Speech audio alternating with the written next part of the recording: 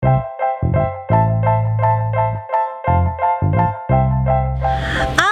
selamat siang semuanya. Nah, sekarang tepatnya 1:30 siang. Aku baru pulang kerja dan mau ngajak teman-teman buat ngikutin kegiatan aku pada siang hari ini. Karena aku mau lanjut ke rumah temanku, Gani Fernando, dan di sana kita mau ngobrol-ngobrol seru. Jadi penasaran kan? Jadi, cus kita berangkat. Oke. Sebenarnya tuh gue janjian jam 2 guys. Terus sekarang itu 1:30. Mudah-mudahan jalanan nggak macet. Sangat penting kalau mau jalan pastikan pakai sabuk dulu ya guys, ini tutorial. Tuh, terus pastikan kalau mau nyetir di Jakarta itu dimanapun Anda berada wajib punya SIM. Kenapa ya foto SIM atau foto KTP itu nggak pernah bener. Terus udah sih. Tapi kayaknya gue nggak akan nyetir hari ini karena udah ada Abi and he doesn't trust me. Jadi gue akan pindah ke bangku penumpang aja. Terus gue ngapain? Aduh, emang ya dasar cowok tuh nggak pernah bisa percaya cewek kalau nyetir. Aloha guys, Intan udah sampai di kediamannya Gandhi. Kita mau ngobrol-ngobrol di atas, jadi langsung aja kita naik ke atas. And see you upstairs.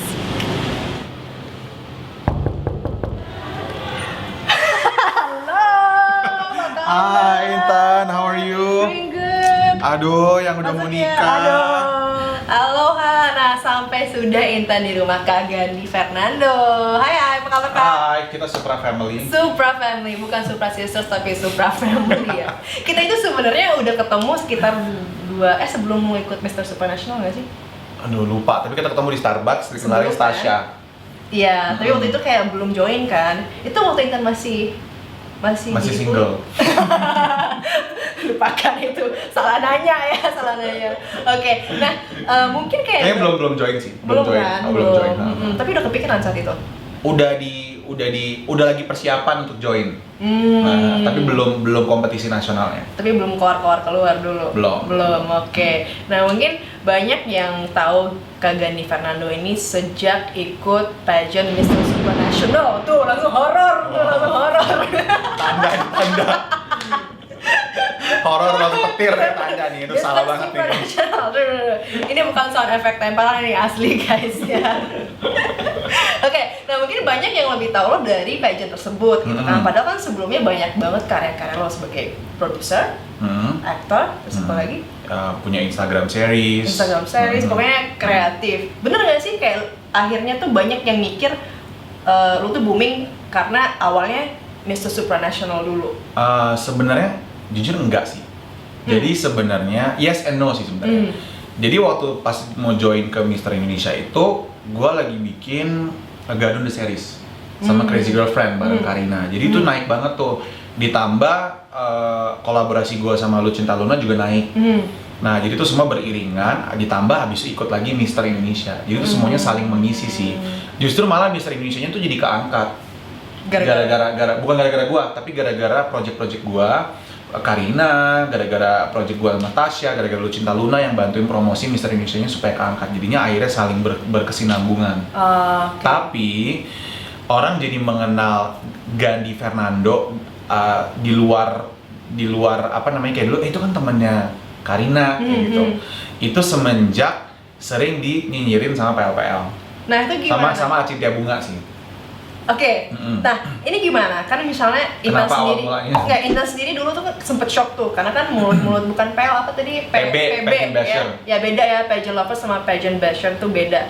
Kan mulutnya emang suka, nggak bisa dikontrol kan. Dan Intan di awal-awal tuh pas sering dinyirin di sosmed kayak awal-awal sempet nangis, sempet shock, cuma kan akhirnya terbiasa. Nah, lu ngalamin hal yang sama nggak sih? Kalau aku nggak bisa nangis karena kan aku cowok. Oh iya betul. Pasti aku lawan balik. Oh, lu malah lawan balik. Jadi gini, aku tuh kaget sama kita semua, I think shock gitu dengan kita partisipasi ini tuh berharap bahwa kita bisa membawa nama Indonesia lebih baik, kita bisa lebih menunjukkan sisi-sisi yang positif.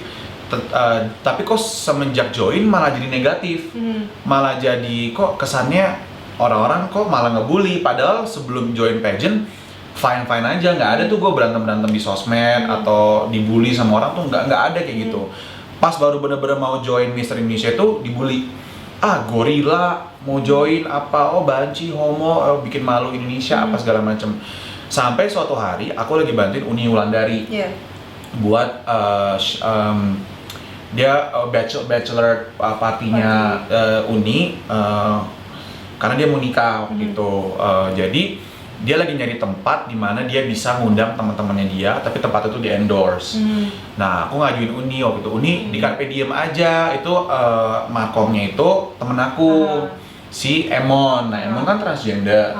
Nah, waktu itu pas aku lagi live, aku tuh bikin bercandaan sama Emon saat pas aku WhatsApp sama si Emon gitu. Emon ini Gandhi, terus dia bilang, halo, iya nih Emon Nadila Niak. Ketawa dong. Dan aku nggak nyadar bahwa itu namanya Karina. Aku repost di stories, tiba-tiba Cintia Bunga ngebully itu. Awalnya itu. Ini Cintia Bunga ini kebencian. Awalnya dari situ. Dia bukan benci sih, dia iseng.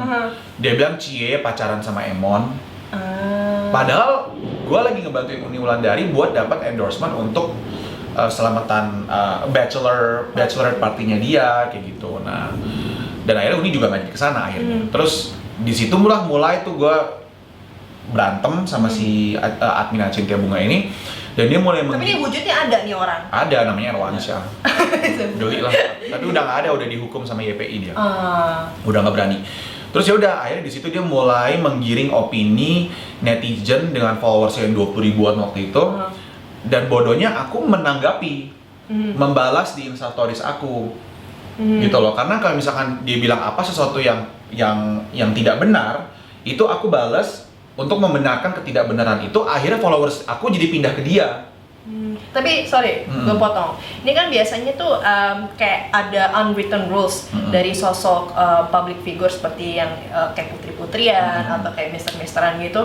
Biasanya kalau misalnya menanggapi netizen tuh ya kalau bisa jangan, atau jangan posting sesuatu di Instastories untuk curhat atau tertuju ke seseorang. Kayak lu pernah gak sih kepikiran kayak, ya gue sebagai Mr. Supernatural kayaknya gue diam-diam aja, atau gue dulu belum jadi Mr. Supra dan belum jadi Mr. Indonesia. Sebelum itu baru banget ada interview di malam grand finalnya Putri Indonesia 2017, 2018, di mana aku diinterview sama Net TV dan ditanya apakah tertarik untuk join pageant. Aku bilang iya, aku tertarik, aku mau join Mr. Indonesia, tapi aku belum officially jadi Mr. Indonesia. Cuman aku bilang ketertarikan. Dari situ akhirnya rame, diposting di semua akun pageant. Ada artis satu lagi mau join, tapi kali ini di male pageant, teman sahabatnya Karina Nadila yang kemarin anterin Karina Nadila di Miss Supranasional. Karena aku bikin banyak vlog kan pasti Supra. Akhirnya jadi lumayan banyak dapet dukungan. Dia baik tuh, dia baik gitu. Dia support banget queen kita apa segala macem. Nah, dari situ belum totally join. Jadi aku memang udah kaget. Dan salahnya juga waktu itu project-project aku tuh tidak berkesinambungan sama image Mister. Jadi aku kolaborasi sama Lucinta Luna dan bikin Gadun The Series itu tuh bertentangan dengan positivity yang ingin dihadirkan oleh organisasi Mister Indonesia. Nah, di situ kan jadi clash tuh. Aku ngomong sama pemiliknya waktu itu, aku nih Gadun The Series apa harus berhenti bikin ini, sama Lucinta juga udah nggak mau dilanjutkan. Nah, dari organisasi bilang jangan, lanjutin Gadun The Series, kita suka, lucu. Jadi tuh PL dan juga orang-orang organisasi ini kan kebanyakan kan fans sama Gadun The Series. Akhirnya itu dijadikan just go ahead, pokoknya apa yang kamu bikin project itu tetap dilanjut. Ya udah, aku diperbolehkan, ya aku join. Kayak gitu. Mungkin salah satunya juga adalah ya kita nggak usah menutup mata ya, tapi saat itu followers aku udah banyak, fans aku juga banyak saat itu karena Gadun The Series dan Crazy Girlfriend. Akhirnya itu membantu mempromosikan Mister Indonesia. Dan Lucinta Luna pun saat itu storiesnya tuh inget banget, dalam 15 menit aja tuh bisa 300.000 orang yang ngeliat storiesnya dia. Dan dalam 24 jam itu bisa 3 juta yang ngeliat storiesnya dia. Dan sering banget Lucinta itu mempromosikan Mister Indonesia. Kenapa followers Mister Indonesia dari 20 ribuan itu nyampe langsung sekarang udah 60 ribu. Itu salah satunya ada andil dari. Salah satunya adalah karena aku waktu itu memanageri Lucinta, bikin media sosial aku yang handle. Jadi sering banget Lucinta, aku bilang, Lun, aku mau posting Mister Indonesia dong.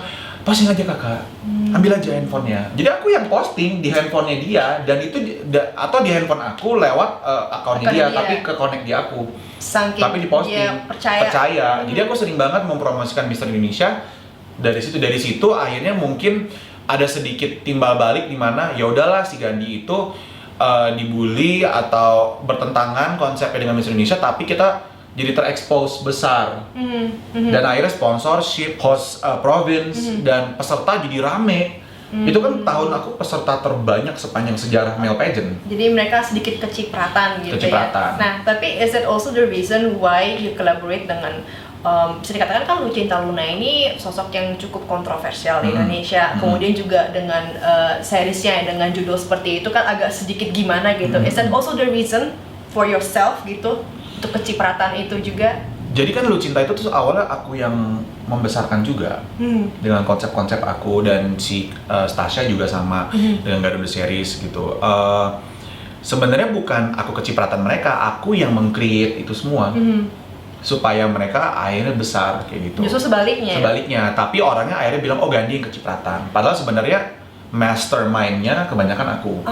Kenapa begitu? Karena saat itu karir aku lagi down banget. Film-film aku nggak ada yang laku.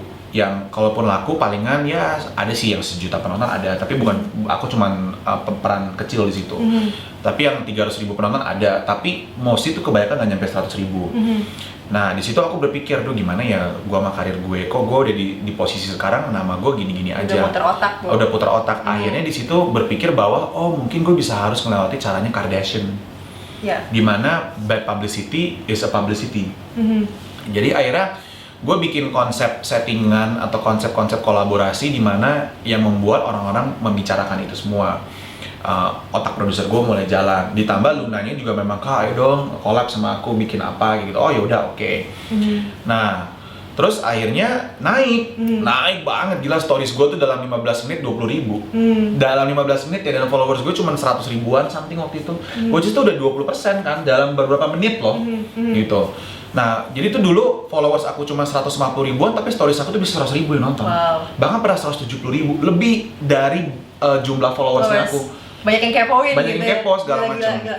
Nah terus ternyata sukses dan endorsement aku banyak. Dan ini aku jujur aja guys, pemasukan aku setiap minggu itu bisa 40 jutaan seminggu ya.